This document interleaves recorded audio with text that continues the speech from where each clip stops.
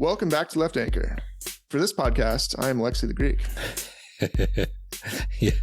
You like that change up? For the purpose of this podcast, that's who I am. I'm Ryan Cooper. Yeah, who knows? Next time it may be Alexi the Cypriot, Alexi the Turk, It's true. Alexi the Finnish. Citizenship is a malleable thing, you know? What other type of enemies? A German, I suppose. Enemy of Greece. Not really so much. The Cypriots are okay on the Greek side. It's the Turkish Cypriots that. Yeah.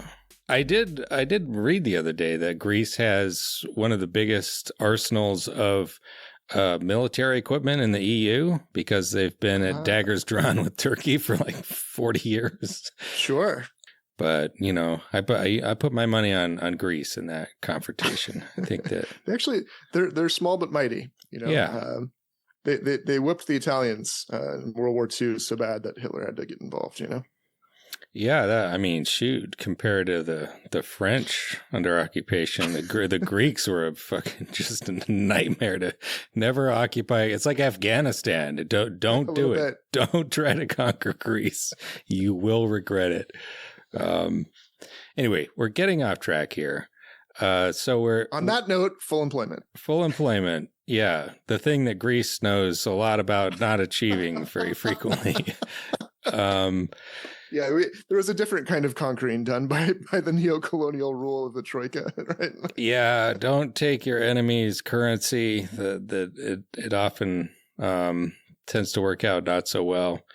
So we're talking about two essays. We're doing a little bit of a reading series. We have one classic, all-time goated essay in political economy. I think maybe the best like short piece of writing ever in history about sort of the politics of capitalism and employment and just, you know, political economy in general by Michał Kalecki, probably pronouncing that wrong.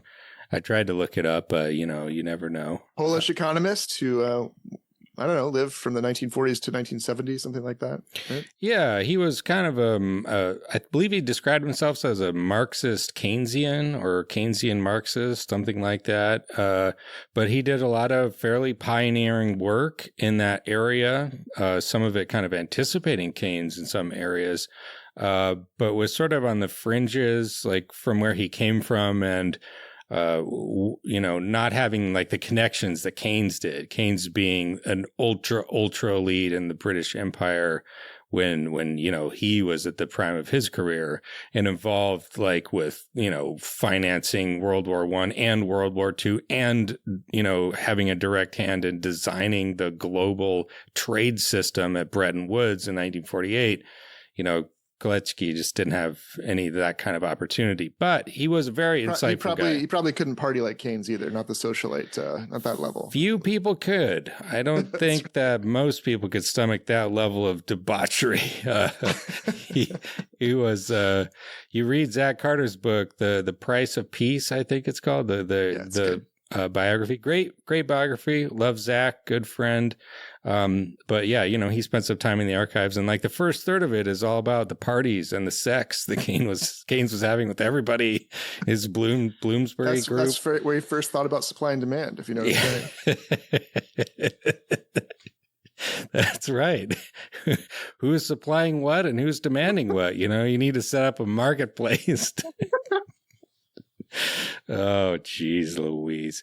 But yeah, Kalecki didn't alas was never present in these negotiations, as it were. Nonetheless, worth studying, and yeah. And the first job guarantee stand as well. Yeah.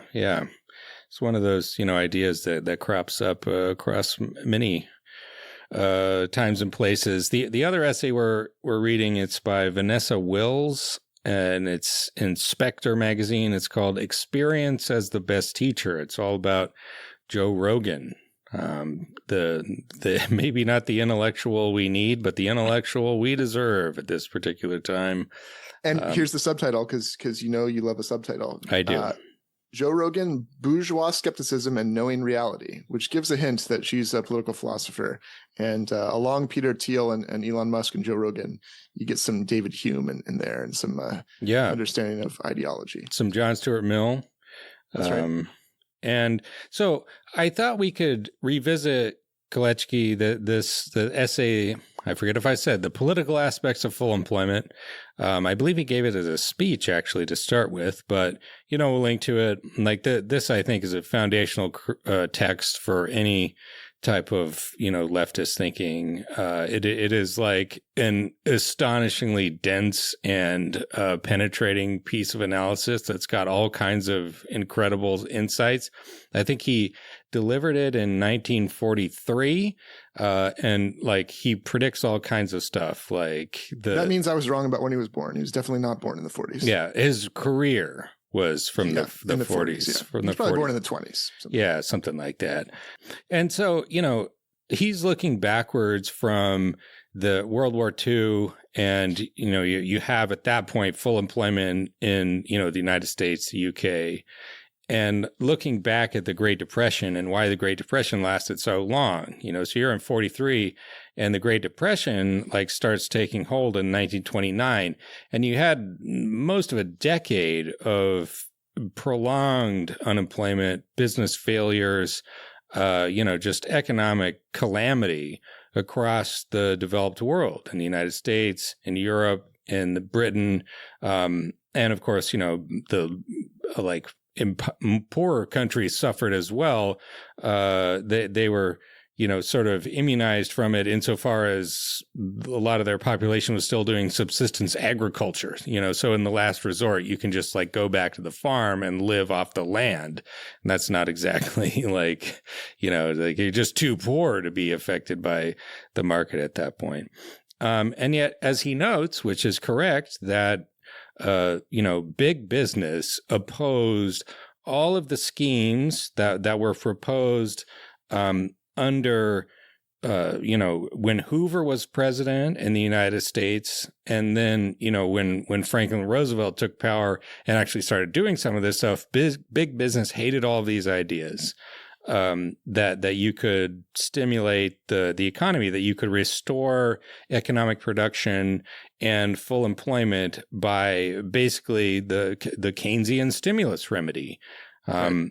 What you do is you borrow a bunch of money and you spend it on something.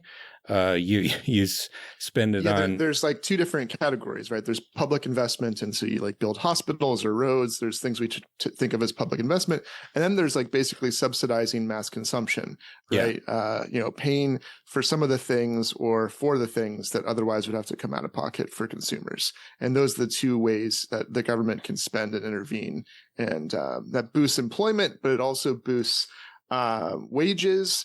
And as long as there are roads to build, as long as there's resources and things to be done, inflation isn't a problem.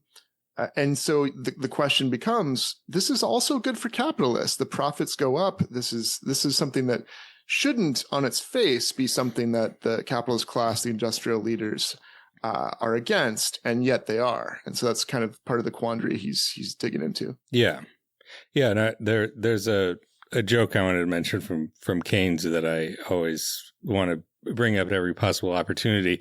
He's talking about, so you think, okay, what can we do? We could build productive investment, or we could subsidize consumption. And he says, well, if we can't do that, he said in general theory of employment, interest, and money, quote, if the Treasury were to fill old bottles with banknotes, bury them at suitable depths in disused coal mines, which are then filled up to the surface with town rubbish, and leave it to private enterprise on well-tried principles of laissez-faire to dig the notes up again, the right to do so being obtained, of course, by tendering for leases of the note-bearing territory, there need be no more unemployment, and with the help of repercussions, the real income of the community and its capital wealth also would probably become a good deal greater than it actually is.